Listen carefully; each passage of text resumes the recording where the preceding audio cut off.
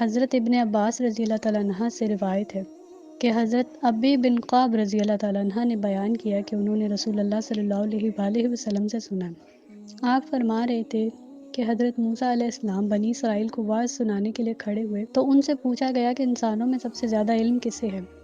انہوں نے فرمایا کہ مجھے۔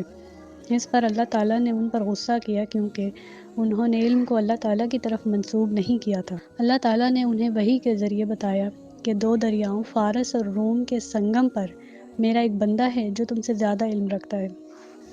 حضرت موسیٰ علیہ السلام نے عرض کی، اے اللہ میں ان تک کیسے پہنچ پاؤں گا؟ اللہ تعالیٰ نے بتایا کہ اپنے ساتھ ایک مچھلی لے لو اور اسے ایک زنبیل میں رکھ لو، وہ جہاں گم ہو جائے، زندہ ہو کر دریا میں کود جائے، بس میرا بندہ وہیں ملے گا۔ چنانچہ آپ نے مچھلی لی اور زنبیل میں رکھ کر روانہ ہوئے۔ آپ کے ساتھ آپ کے خادم یوشع بن نون بھی تھے۔ یہ دونوں جب چٹان کے پاس آئے تو سر رکھ کر سو گئے۔ ادھر مچھلی زنبیل میں تڑپی اور اس سے نکل گئی اور اس نے دریا میں اپنا راستہ پا لیا۔ مچھلی جہاں گری تھی اللہ تعالیٰ نے وہاں پانی کی روانی کو روک دیا اور پانی ایک تاغ کی طرح اس پر بن گیا۔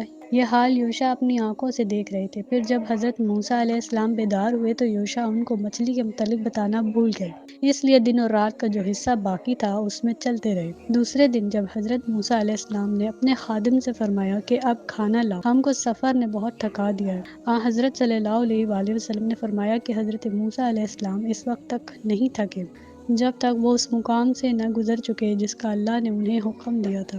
اب ان کے خادم نے کہا کہ آپ نے نہیں دیکھا جب ہم چٹان کے پاس تھے تو مچھلی کے متعلق بتانا بھول گیا تھا، صرف شیطان نے یاد نہیں رہنے دیا، اس نے تو عجیب طریقے سے اپنا راستہ بنا لیا تھا۔ حضرت نے فرمایا، مچھلی نے تو دریا میں اپنا راستہ لیا اور حضرت موسیٰ علیہ السلام اور ان کے خادم کو مچھلی کا جو نشان پانی میں اب تک موجود تھا دیکھ کر تعجب ہوا۔ حضرت موسیٰ علیہ السلام نے فرمایا کہ وہی جگہ تھی جس کی تلاش میں ہم تھے۔ چنانچہ دونوں حضرات پیچھے اسی راستے سے لوٹے۔ بیان کیا کہ دونوں حضرات پیچھے اپنے نقش قدم پر چلتے چلتے آخر اس چٹان تک پہنچ گئے۔ وہاں انہوں نے دیکھا کہ ایک صاحب حضرت خضر علیہ السلام کپڑے میں لپٹے ہوئے وہاں بیٹھے ہیں۔